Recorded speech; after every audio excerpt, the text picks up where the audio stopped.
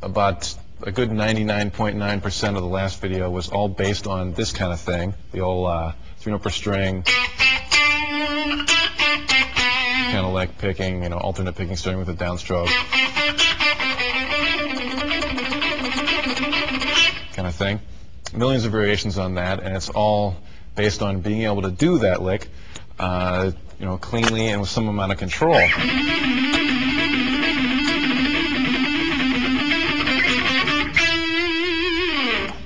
But one thing that is pretty easy to forget, or must be because I've seen a bunch of people doing it, is forgetting about things like dynamics and control of the general tone of the string. By that I mean like being able to mute it when you want to, or being able to have it open. And by dynamics, being able to play it real light and mute it if you want, or real open and loud.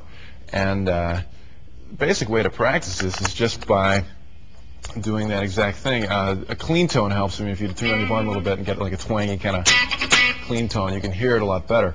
So initially, just try that lick, but do it real quiet and muted, and try to do it at a tempo where it's pretty quick, that you're comfortable with, something like. Then try the same thing, but hit it real hard and don't mute it. And then try to go between the two different feels.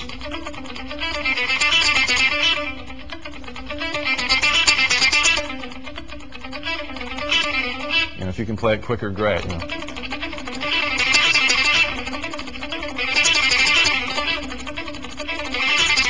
But this takes a lot more control than just hitting everything with the same attack and the same volume. And this will really help you to give it a more musical, just put it in context musically better in any way you play it in a song or in an unaccompanied solo. It'll give you a lot more control. It's a lot more expressive that way. With distortion, it'll sound a little bit more like this. Let me try it like this. I'll hit it real light and muted first. Start hitting it harder. And muted.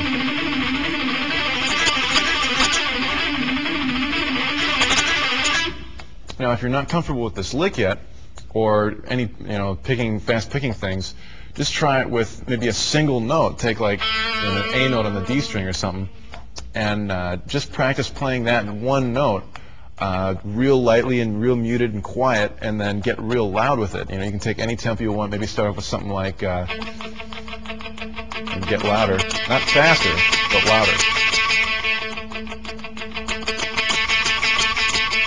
Now, the actual technique for this isn't necessarily hitting it much harder with a pick, but using more of the pick to hit it, which ends up hitting the string harder.